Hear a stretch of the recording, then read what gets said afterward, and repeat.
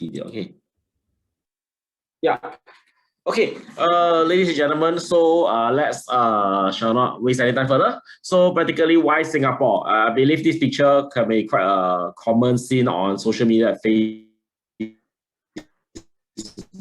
or any place, especially maybe the Marina Bay Sands Tower, which is probably commonly seen on almost every social media which advertise for Singapore.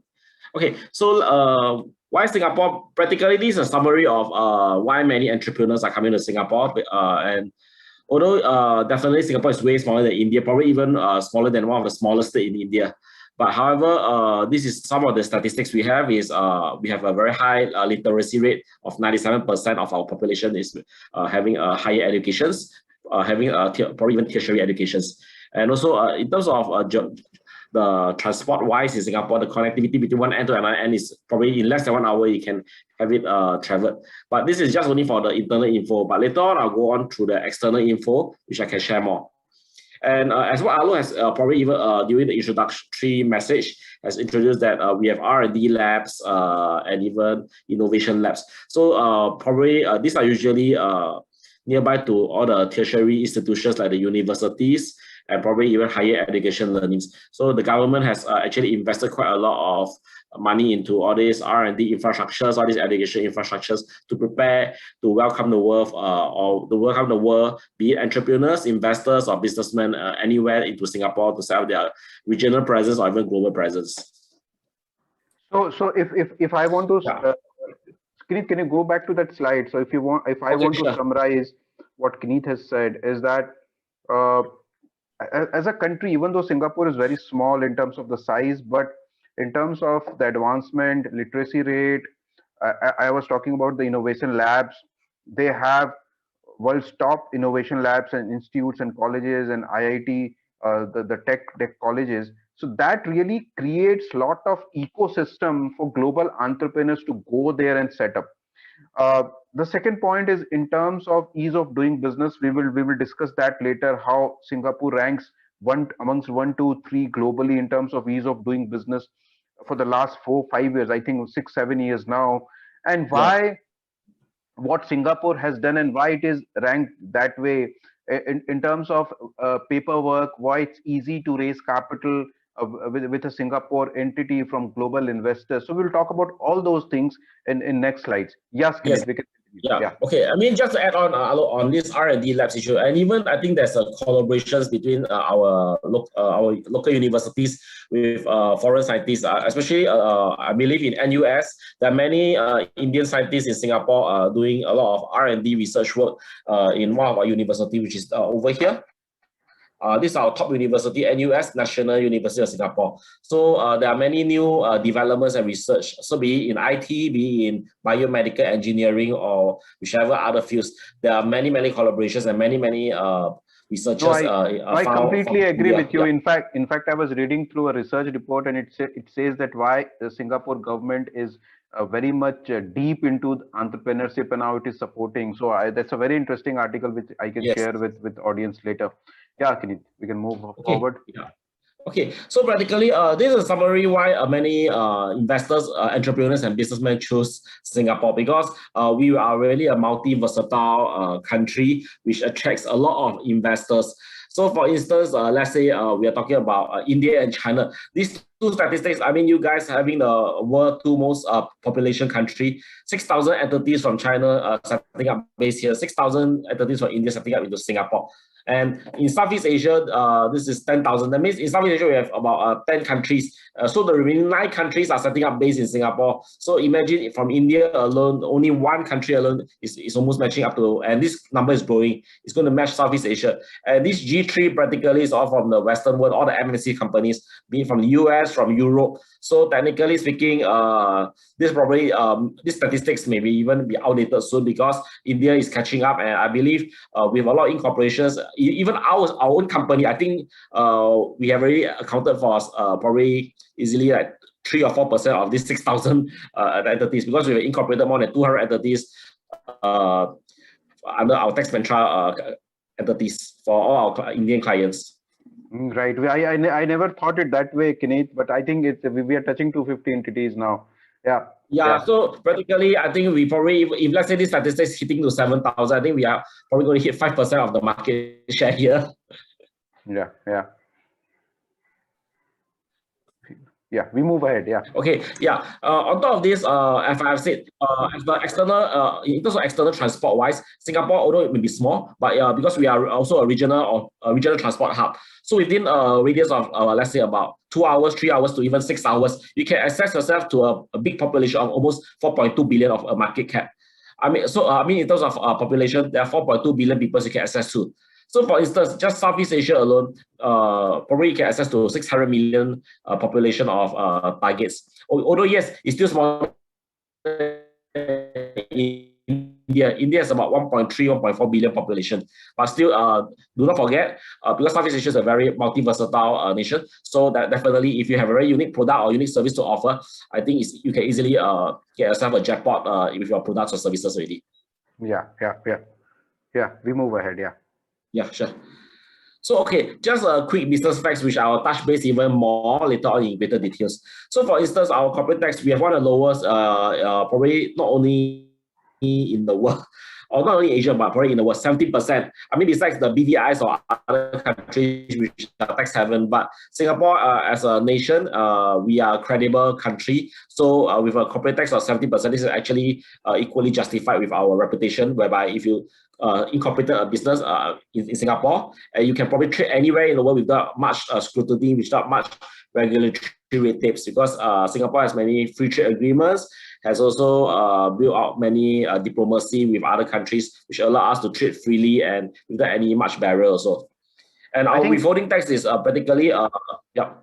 So I think one thing which is very critical here to stress upon is that we have passed the age of zero tax or tax haven countries. I keep getting sometimes queries that can you help me to register a company in a tax haven country, because with the global diversification and governments working together to eliminate all the tax haven countries. And recently I was hearing OECD wherein they said that globally we expect average corporate tax rate to be minimum 15%. 15%. So 15% is the proposed rate, but then I think some of the countries like US, they probably even propose up to 21%. So Singapore end of the day is still a competitive 17%, but definitely this 17% is just what you see for new startups. Usually, if your profit margin is quite low, I think the effective tax rate is even lower than 17. Probably I think less than that. Probably less than 10% also for new startups. So what I was just one point, Kirit. So what I was trying to stress upon here is that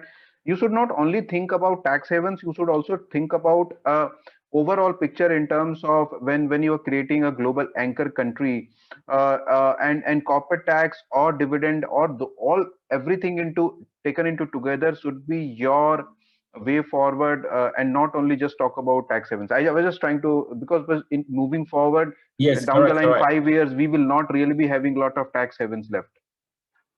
Yeah, correct. I mean, Singapore probably is one of the lowest, although we are not a tax haven, but I could say that we have no dividend tax, no capital gain tax. So these are all the much more attractive incentive for you guys to consider over.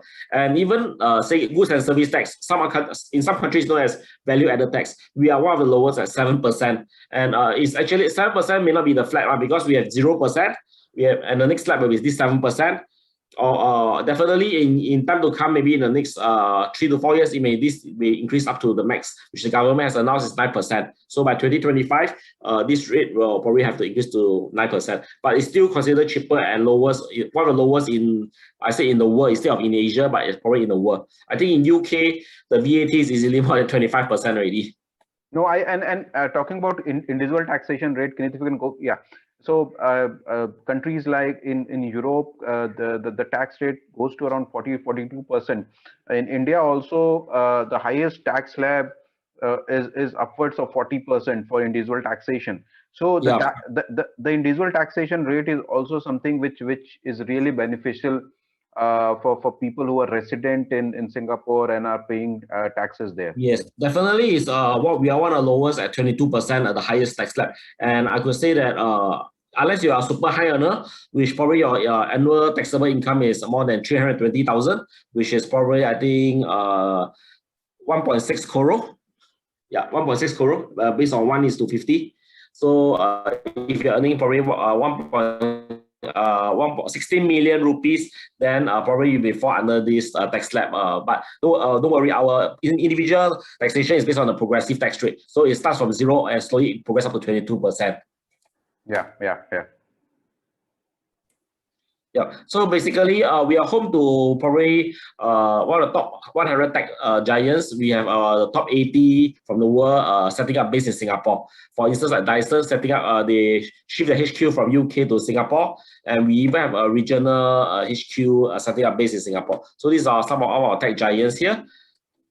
And actually, the purpose of why I'm introducing tech giants is not because that is to boast that Singapore is an attractive place, but is to probably give a slight change a slight perception and mindset, whereby instead of thinking that Singapore is such an expensive place, but Singapore is a land of opportunities. Reason being is, for instance, if you have an IT firm, if you're a data security or if you're a network security company, right? If you're able to incorporate a company in Singapore, and if you're able to secure a contract with, let's say, Google, Facebook, or IBM to act as their service support vendors, this may result you in getting more business from them, because these are all regional headquarters or global headquarters based in Singapore. So if you can provide a good service from there on, and with a reputation growing with them, they may even they may even channel their other parts of the world business to you. For instance, maybe their service center, there are another subsidiary in Malaysia, or probably in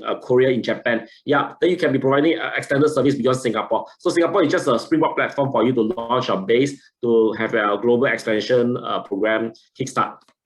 So what Kineet is basically saying here is that, and what I have understood, Kineet, is that considering that the ecosystem in Singapore is so strong, wherein most of the global tech giants are already have their base in Singapore, there is a lot of opportunities for small tech startups to actually implement, do pivot, do small project with these tech giants. And you can actually anchor your entity in Singapore for your global expansion or global product adoption. So I think that is something which is so critical. Yeah. One of our clients, even if we are let alone the tech giant, let alone technology firms, even we have a client who provide marketing and design advertisements for for all the major credit cards companies in Singapore, like Mastercard, Visa, or Amex. And at the end of the day, this client is growing from a startup, I think back in 2017, 18.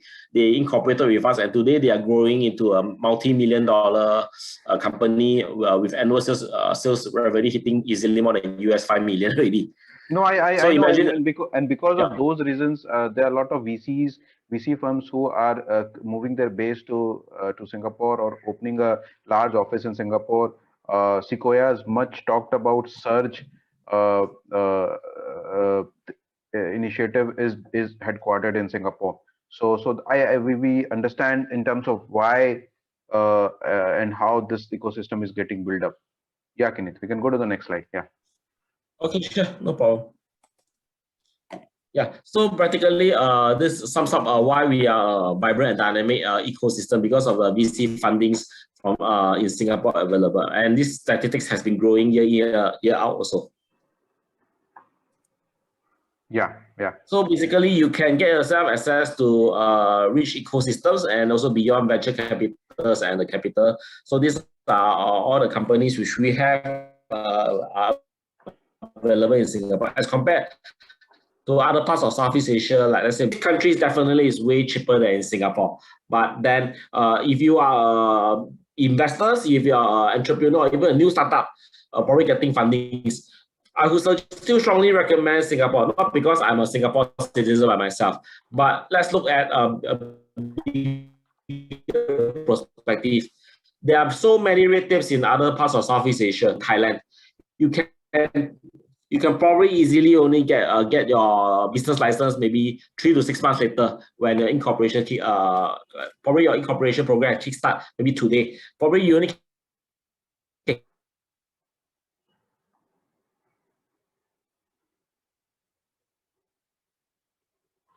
So I think we have some tech issue with Kineet, some network issue. So what he's trying to stress upon here is that the presence of VCs, capital, and the startup ecosystem, and why Singapore is ranked amongst top first 3 countries in ease of doing business. And also, if you see, Singapore has got all the top uh, tech companies who have got offices in So, for Singapore. instance, you want to 3 days. Other parts is because the efficiency. So I think Kineet, we lost you in between. I think there was some network issue. So you can share the deck again and restart.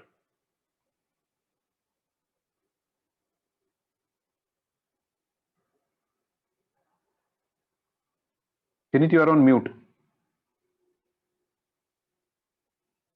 Yeah. Give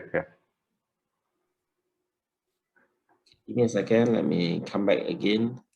These are the challenges of Zoom meetings at times, wherein the network. Correct.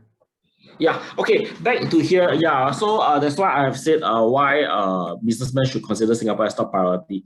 It's mainly because the flexibility, the rate tips are lesser as compared to other parts of Southeast Asia. So for instance, if you today have secured a contract with, let's say, IBM, and they need it urgently for you to provide the service and also the billing. So if today, if let's say you're having maybe a $1 million contract, and if you try Malaysia or probably in Vietnam, your incorporation may end up taking 6 months. Then your billing, your services will all be gone down the drain because whatever efforts you're spending, you are not able to provide a service, you're not able to do the billing, and that's it, your company, there goes opportunities. But unlike in Singapore, incorporation, I think the most you take 2 to 3 days to get it done. Even the longest, probably less than 3 weeks, you can get it done incorporated. And at the end of the day, you can kickstart a business and start your $1 million journey. Yeah, Kineet, yeah. Yeah, I think back then when we incorporated an entity, I think we did in less than probably 3 hours, right?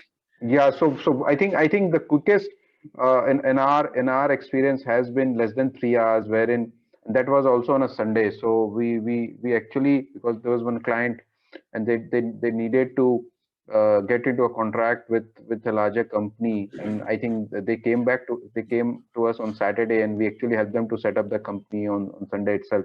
So I think those benefits are there in Singapore, and that's the reason why it ranks so high on ease of doing business. Yes, correct. So end of the day, doing a business in Singapore, basically all your submission is all online unless some special papers. If not, basically all the general submissions is all done by online. Yeah. Yeah, so practically we have more than 50. Actually, it's more than that in terms of over the years, there are more add-ons. So these are some of the independent incubators and accelerators in Singapore available for tech startups or even for medical techs or biomedical tech companies. Yeah, so technically this is how the population in Southeast Asia, why you choose Singapore, where I recently to tap onto Southeast Asia market, because 70% of the Southeast Asia population is less than 40 years old, and this is definitely the age of the internet or the next big thing using the internet or should I say the computer technology world already.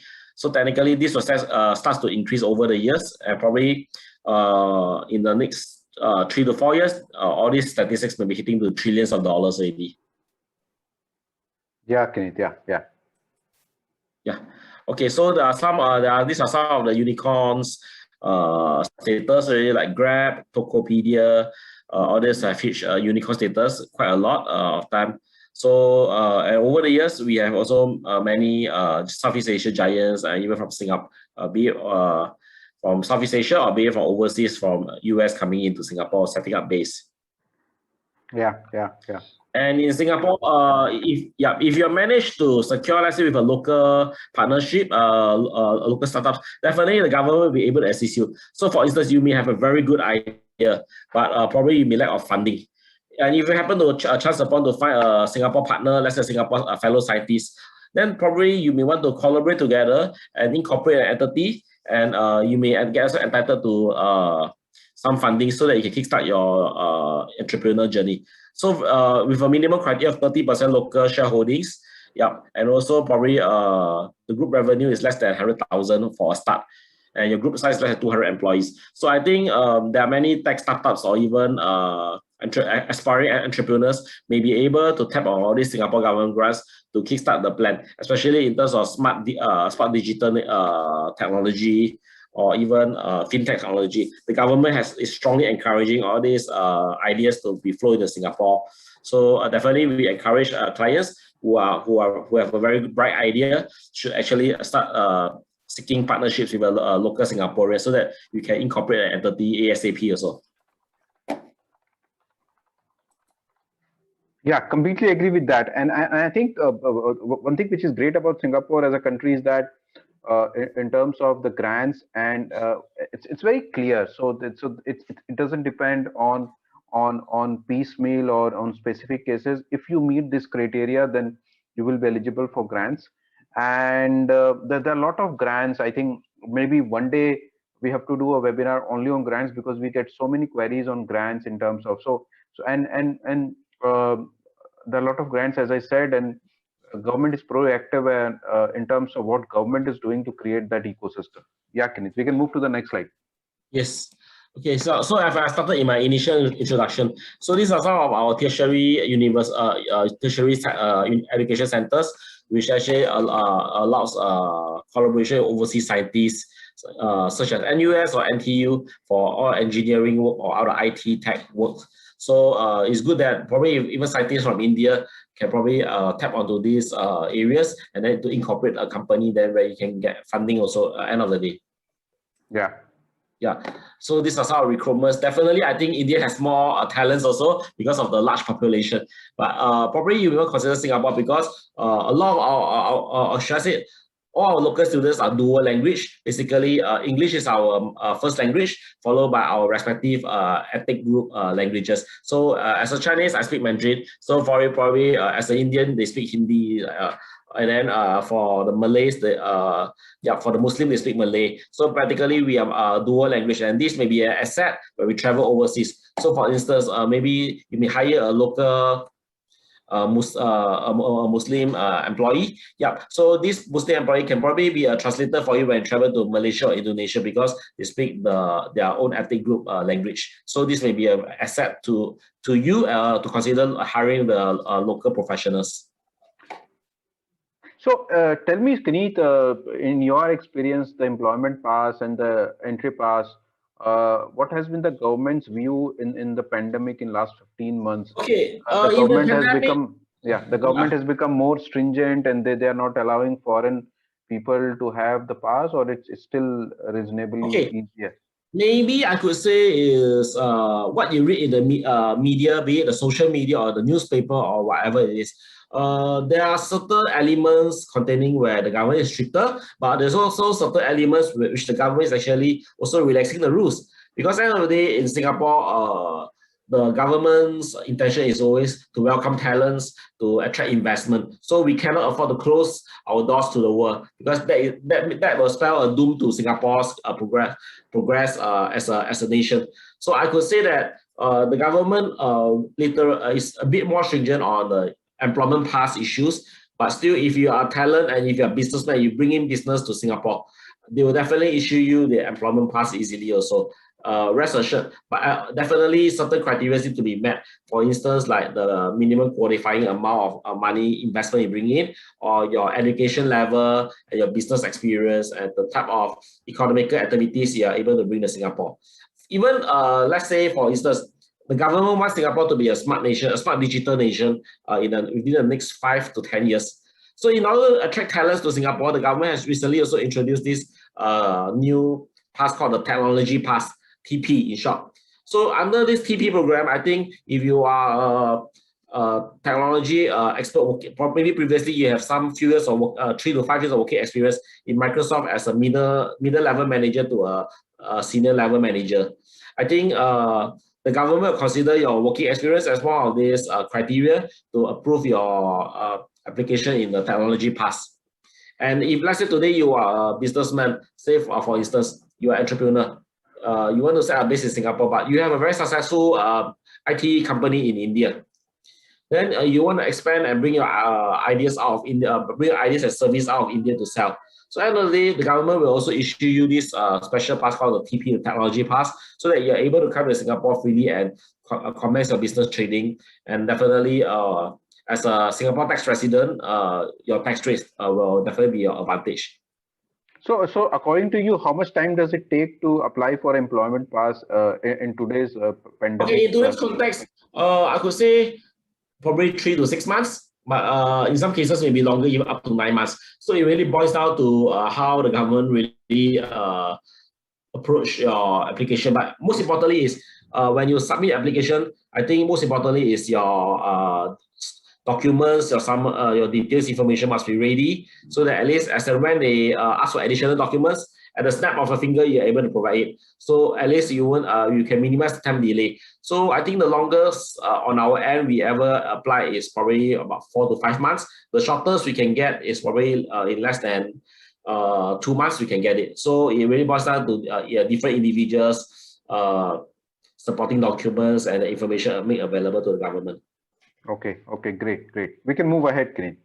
Yeah. Yeah, so basically over the last few years, these are some of the notable startups and estates from Singapore. So we have quite a few like Zupin and everything, and even RedMart, so forth. Okay, so next I'm going to talk about how about company registration process. Maybe it can be quite boring because actually, to be honest, some of this you can easily probably read online. But I would say setting up a company in Singapore is very easy. It's very minimal. Just a very minimal document required. Probably your passport copy and also your proof of residential address. And if let's say you are setting up with using your corporate entity as a corporate shareholder, then definitely additional documents. But then if you are as an individual, I think that's a basic 2 or 3 things required from you only. And best part is you neither have to have your documents being notarized by any lawyers or legal professionals. And to incorporate a company in Singapore, as what I've said, our record is less than 3 hours. Obviously, the longest probably take is the due to government further approval, probably 3 weeks. If not, then I think within a day or two, you can start your new business in Singapore already. Yeah. And usually, you do not have to have a lot of licenses unless you're doing special business. Say, for instance, you want to do agriculture business, then you will need an import-export license and you need an agriculture license in Singapore. So I want to stress a couple of points here in terms of, see, you rightly said that setting up a company in Singapore is not that difficult. I think most of things is online and doesn't take much of time. There are no notary which is required or any physical document which is required to set up. I think for entrepreneurs who are from India and who are setting up their foreign branch or foreign entity, they need to be extra cautious in terms of rules which they need to follow from India perspective, from India standpoint, under RBI and FEMA and FDI. So that because there are specific rules which are set in terms of how you can create a company outside India if you are an Indian resident or if you are a Indian passport holder. So because of that, it's very important then when you register a company outside India, it can be any country, be it US or Singapore, any country. And if you're Indian resident or Indian citizen, then you should consult a firm which has got knowledge from both the perspectives, and they can guide you in terms of what are the ways wherein you can register, how you can register, send your initial capital, so that what you are doing is within the framework and compliant under the RBI and FEMA regulation. Because if you are not, then your further capital raise becomes a big challenge.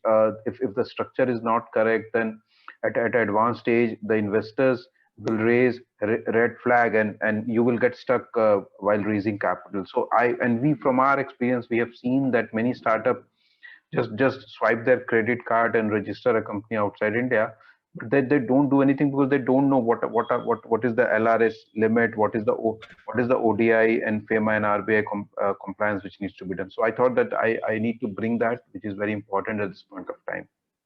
Yeah, we can move to the next slide, Kineet.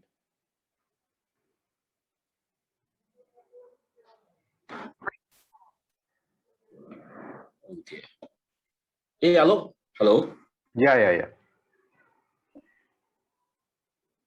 Yeah, I think I lost you again. So sorry. I think not a problem. I think there are some technical issues today. The sharing goes off automatically.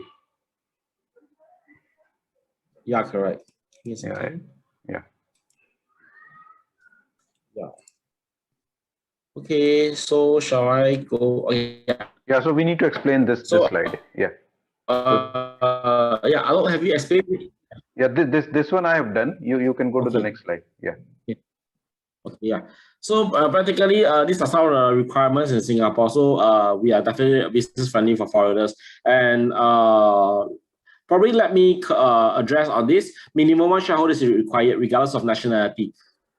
Okay, so practically, based on my past experience, or should I say the last 5 years, having working alongside with Alok, we have actually met a few clients who probably lost a huge chunk of their shares to some unethical professionals by giving them false information. So, for instance, like to incorporate a company in Singapore, you need to part away 30% of the shares so that we can act as a local resident director and also as a shareholder, so forth. So, end of the day, this perspective, or should I say, this potential business owner end up probably giving away 30% of the shares for nothing, and just because that this person promised to be the local representative in Singapore. But actually, let me correct this misconception, or should I say this you inform information which may be a very expensive lesson for you to pay later on. So in Singapore, one shareholder is required, regardless whether are you a Singaporean or are you an Indian national or US national. You can be holding any nationality in the world, be it UK, Australia, or whatever. You still can be 100% shareholder in Singapore. Let me correct you. You can be 100% shareholder regardless of your nationality. You need not have to part away your shares. I think that's a great point, Kineet. Let me stress upon on this point. What Kineet is saying is that in Singapore, you really don't need to have two shareholders. It's, for example, in India, you need to have at least two shareholders to set up a company.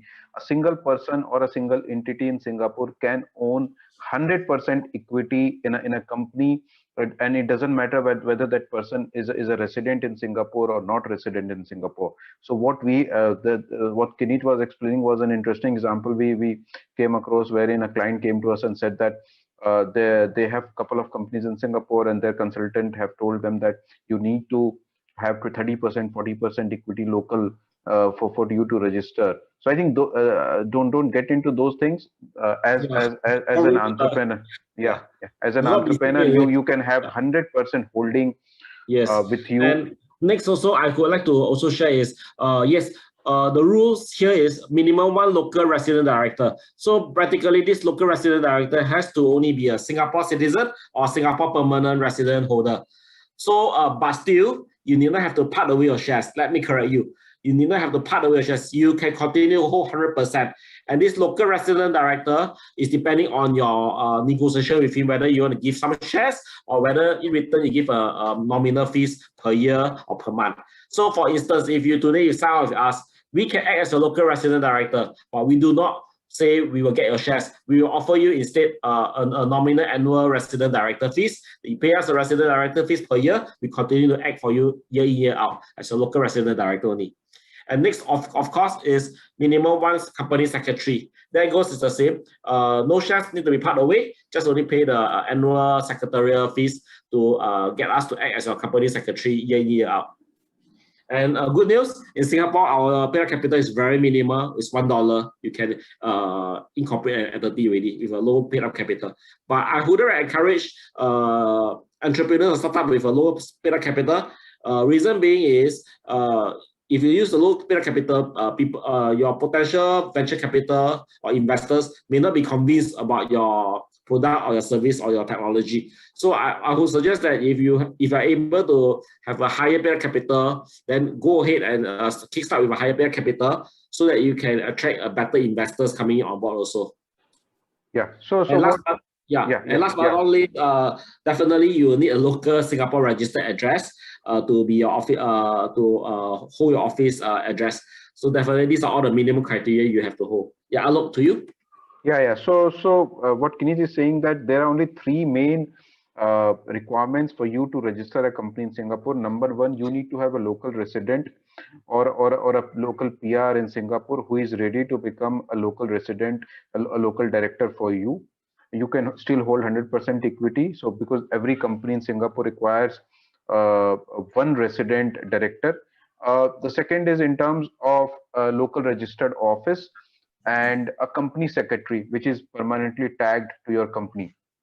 Now, the one very big difference which I want to state here is that every company in India, be it a private limited company or a public limited company, requires to get books of accounts audited in India, irrespective of the number of employees, revenue, or assets. In Singapore, most of the companies, I think 95% of the companies are exempt for audit, and because of that reason, they have this one company secretary and resident director as an additional layer, so that if there is some problem, if there are something, the government can talk to that local person. Can you explain in terms of when a Singapore company is required to get its books of accounts audited? Okay, in Singapore, there are three main criteria. Number one, for any entities which has an annual per financial year annually, if your annual revenue is more than 10 million Singapore dollars, which is maybe 50 lakhs, 50 crore, 500 million rupees, your annual revenue is more than 10 million Singapore dollars. That's criteria number one. Criteria number two is your total assets is more than Singapore dollar $10 million. And criteria number three is you have more than 50 employees. Then out of these three criteria, if you meet two of them in any financial year, you will need to be undergo mandatory audit, and you have to appoint an external auditor to conduct the audit for your company. Yeah, and one thing which is very important here is to note that when we talk about these three limits, we talk about the group.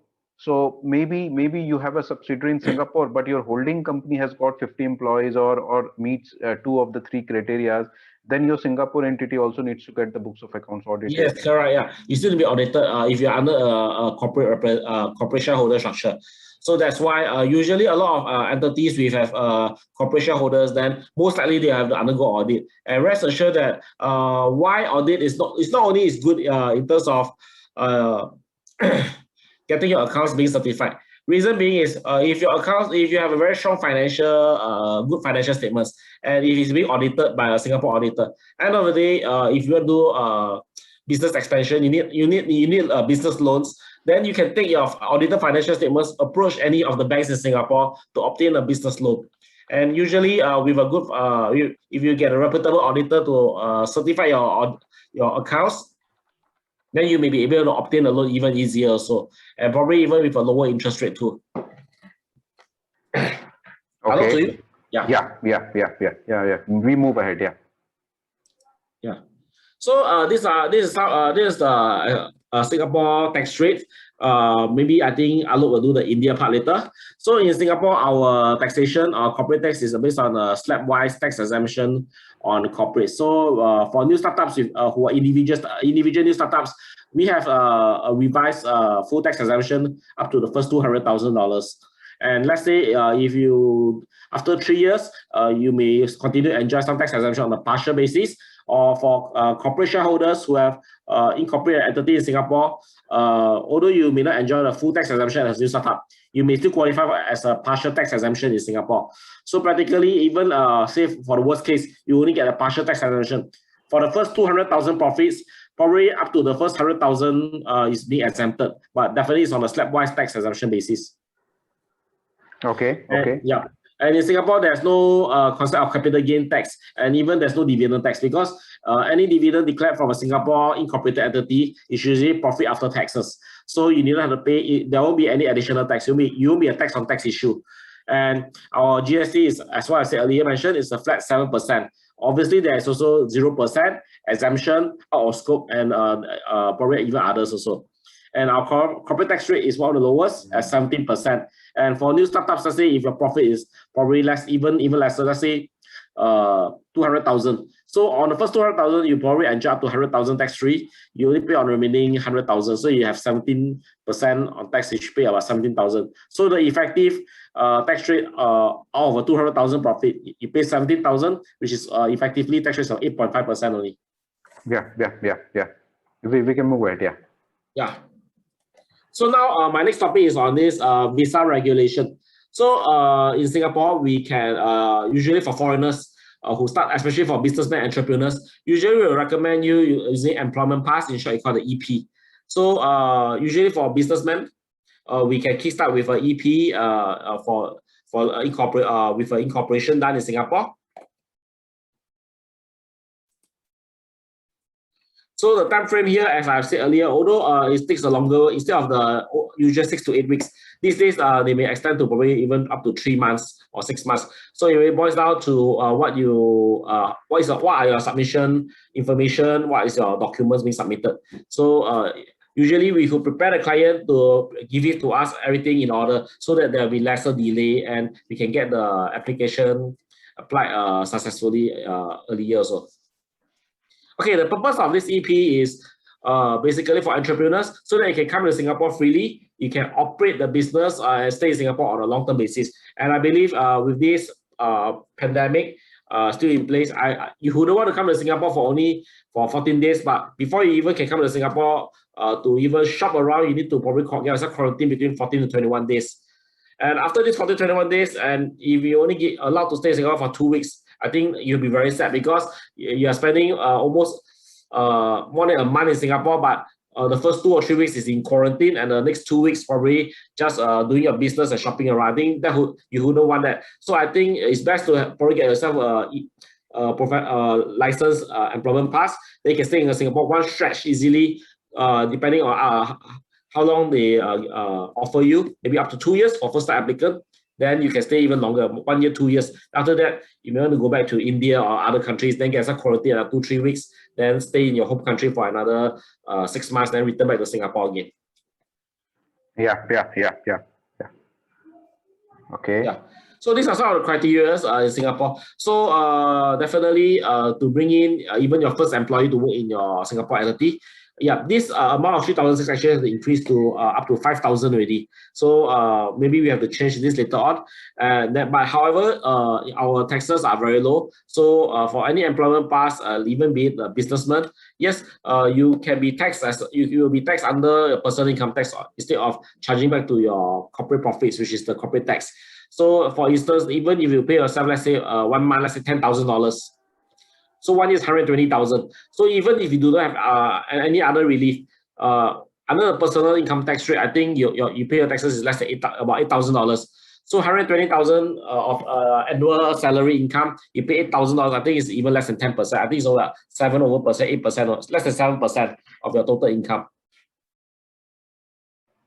Yeah, Kinesh. I think we would have helped close to 50 plus employment pass in last 6 months, 6 to 8 months. So I think we've got a lot of experience in this now, dealing in employment pass. Yeah, correct. Yeah, we can move ahead. Yeah. So I mean, definitely those for married men or married ladies who want to bring their family over, also you can, no problem. That just probably a dependent pass is you will be able to apply a dependent pass for your spouse and your kids also. Okay, for this, yeah. So practically, in order for you to qualify to bring your family over, you need to have earning of more than 6,000. On the safer hand, I would say maybe you pay yourself 7,000 to 8,000, then you stand a higher chance to be able to bring your family along also. Yeah. Yeah, I think that's that's the end of my presentation. So thanks, Kenny. That was very comprehensive. Now, Somik from our team, who heads our India desk, the Singapore India desk, he has collated a lot of questions which he has got from clients and from prospective clients and people who are interested in setting up in Singapore. So, Somik, I will enable you to. Dipanji, can you enable him to talk? Is this possible? Hi, actually, Kenneth has to do that. Kenneth, if you could just click on Kenneth is the host. Enable, yeah, enable. Where? Sorry. You can just click on Somik and enable him to speak. Wait. Somik, where's Somik? Give me a second. Go to the attendee list and enable Somik. Yeah, speaker view, gallery view. Okay. Wait, let me see. Sorry, give me a second. I'll be slow here. Okay. Where's Somik? Participants, right? Yeah. Okay, Somik, yeah, a lot. Yeah, okay. Hi, Somik. Yeah, hi, Kenneth. Hi, hello. Can you hear me? Yeah, we can hear you. Yes. Go on. Yeah. Thanks for collating all the questions. Right. Yeah. And please also address to whom you're asking. You're asking to me or to Kenneth? Yeah. Sure.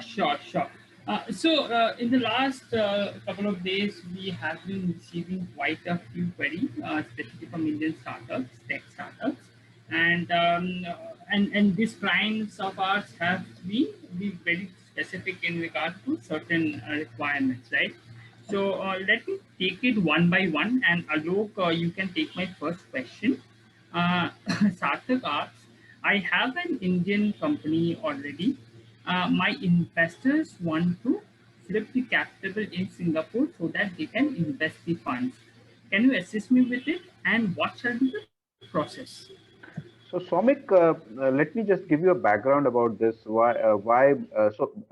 have seen in our experience, we would have helped more than 100 flips now, either to US or to Singapore. What happens is that just at a pre-Series A or at a Series A level, when you have global investors who wants to who are more comfortable in putting in serious money in a company which is domiciled in US or in Singapore, so they request that the cap table could be mirrored to Singapore or a US. So yes, it's possible.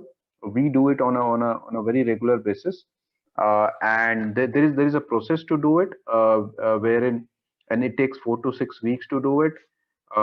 We work very closely with our Singapore team, wherein Kineet also helps us. And by the way, we have how many people do we have in Singapore, Kineet? More than 15 people in a Singapore office now. Yes, correct. Yeah. Yeah, so we have full-fledged team there, and through India, both the office work together on this. So flip is possible, Somik. It takes 4 to 6 weeks, and we need to be specific and do certain compliances under RBI and FEMA, and do it as may be requested by the investors. Right, Alok. Just to add on and to Sarthak and all the people who are listening and thinking about Flip, Flip is very much possible, and we work with global investors investing in these companies who are requiring the Flip. The flipping procedures depend on the term sheet. I mean, it completely depends the way we would plan, and the term sheet will dictate the procedures. There is no fixed way, but the term sheet will guide us, and we do this quite frequently nowadays because Singapore Holdco and Indian structure is now getting very common, right? Yeah. So coming to the next point, I think Kenneth can take it. You see, Kenneth, we are getting lot of questions. In almost 3 questions I have got in the same frame. You have answered this point a few minutes back in the slide, but I would want you to reiterate. Do the local director has to become a shareholder, or no requirement is necessary? And second, what a client of ours have a Singapore resident as a friend. So what specific details would you require from him so that he can become the MD, right? Okay, so let me correct your question. So your first question asking is, do the local resident director need to be given any shares in the company Right. for? Okay, so for this question, as I have mentioned, you need not have to part away for a foreigner who wants to incorporate the entity in Singapore. He or she can 100% own the shares. This foreigner need not have to part away not even one single share to the local resident director.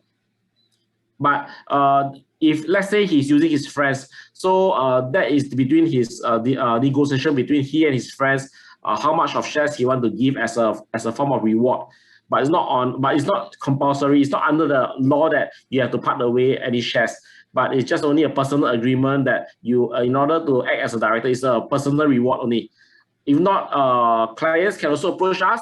We can act as the local resident director, and we just charge a nominal fees per year. Right. As for if let's say a foreigner who has a Singapore friend who is a Singapore citizen or a PR holder, yes, the type of documents required is, number one, for Singapore citizen, we will need his ID card, the front and back copy of the ID card, and the latest month of proof of residential address. These are the 2 minimum criteria.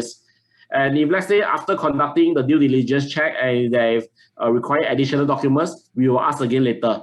As for permanent resident holder, we will still need the ID card of the permanent resident holder. the latest proof of residential address, and also probably the passport copy, because this person, this permanent resident may be someone a US nationality or Australian nationality or Indian nationality. We will still need a passport also. So I think these are the basic documents required. And right, just to ask a further add-on question on that, can a EP or a DP holder become a ND nominator? So if his friend is an EP or a DP, can he become a okay. So let me answer this question, Somik. So practically, an EP holder is sponsored by a company. So for instance, today, let's say Alok is employed by, let's say, Microsoft Singapore. So in order for Alok to work in Singapore, Microsoft Singapore need to apply an EP for him. So after Alok obtains his EP, the EP is sponsored under Microsoft Singapore. So whatever he does, he has to report to Microsoft Singapore, and he cannot. And as an EP holder sponsored by Microsoft Singapore, he cannot work for other company. This is illegal. This is against the law. And if being caught and if being found in court, Alok's EP will be revoked, and he will have to repatriate back to his home country.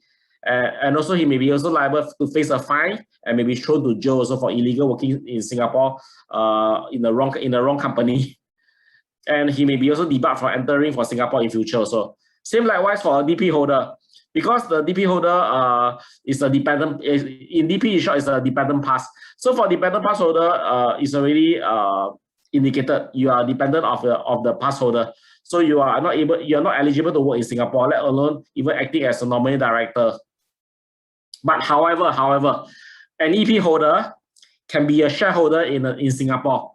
Although you are not able to be a nominee director or resident director, but you still can be a shareholder in Singapore. Right. Thanks, Kenneth. That's a good clarification. So for all these guys who have been asking me, can their friend who is an EP or a DP holder, the answer to that question is it might be tough for him or her to become the director, because by EP regulations, they have to take permission from their respective companies, and those companies in all likelihood might not allow for becoming a local resident director.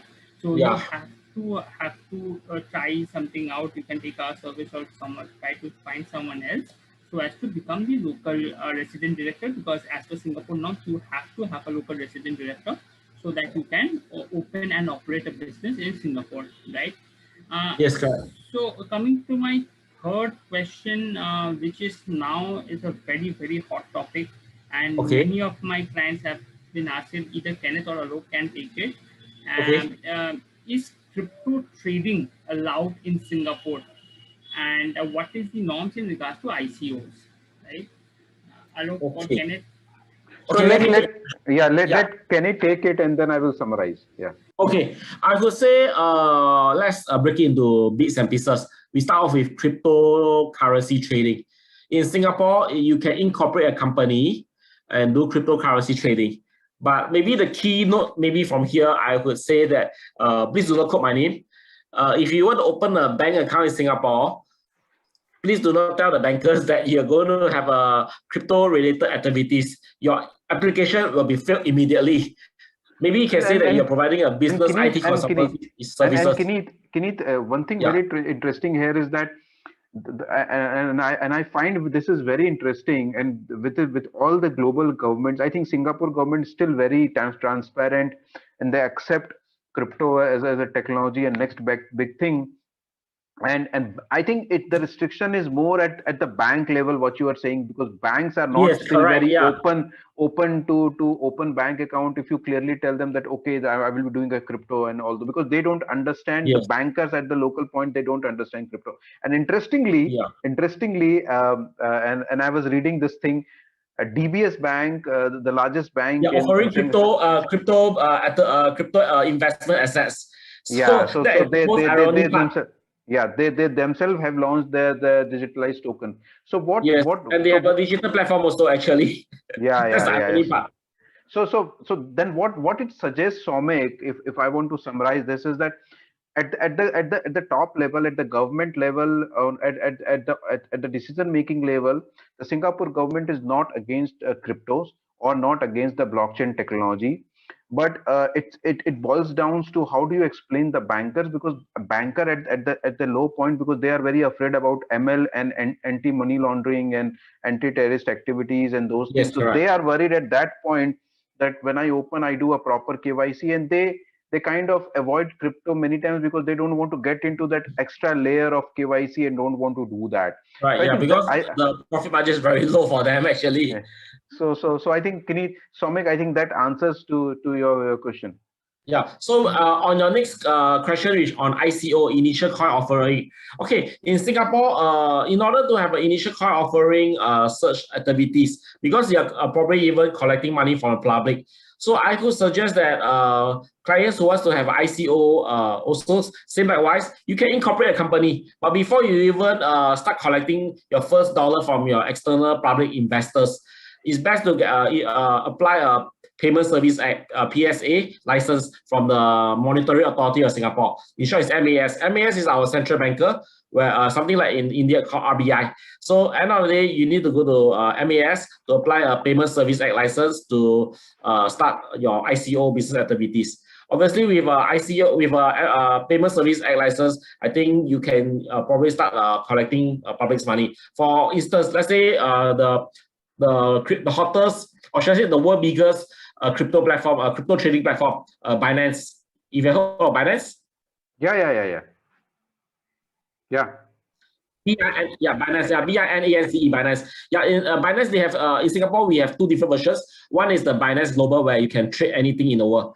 But another one is the Binance Singapore version. So the Binance Singapore version has a Payment Service Act. You can buy certain cryptos. I think they have probably 10 to 15 different type of cryptos on board. The majors are the big, like the Bitcoins, the Ethereums, the XRPs, whatever, and the lead coins, whatever. So that is where you they have the obtain the Payment Service Act, and that is why the government that's why our government allows crypto trading in Singapore.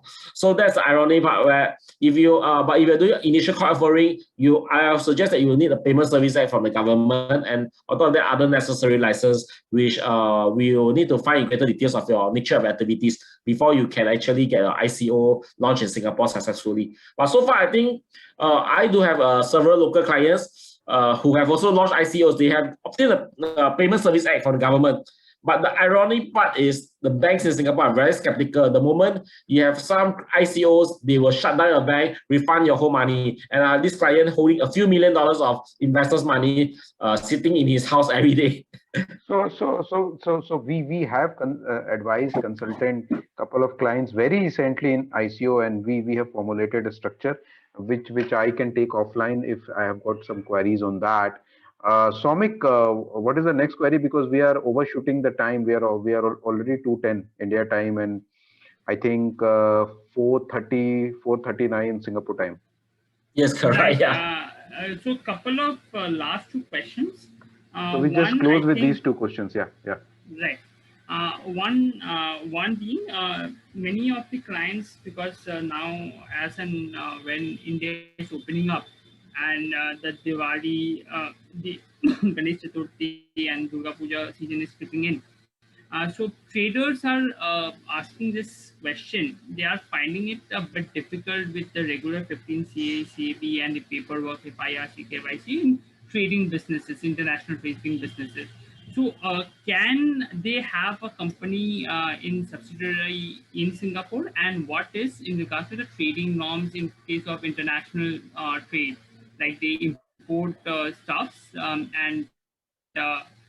they export billing and all these things. What is the regulation in Singapore in this regard? And do we require frequent 15 CACB and all those files to do any trading and account transfer, telegraphic transfer in this regard?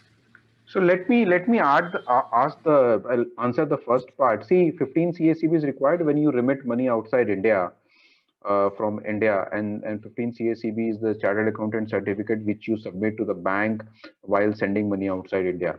And just give you a little bit about the trading activity. So Singapore again is amongst top 5 countries in terms of global shipping hub, and Singapore is very important on the Southeast Asia and east of the world when we talk about the shipping hub. And with the recent restrictions and geopolitical situation between larger countries, suddenly Singapore is becoming very important for traders and importers and exporters to have a base there and create an anchor entity there, because interestingly Singapore has got good global relationship with all the countries. And in terms of any specific benefits, what I would leave it to Kineet to explain if there are any specific benefits of importing through Singapore. Okay, for import export, in our government, or should I say our Trade and Industry Ministry, MTI Ministry of Trade, they have actually concluded a lot of free trade agreements with various country governments. So, for instance, even Singapore alone is a small country. So usually when we concluded free trade agreements, we will go along with other countries like in Southeast Asia. Instead of Singapore alone, we have this ASEAN, Association of Southeast Asian Nation.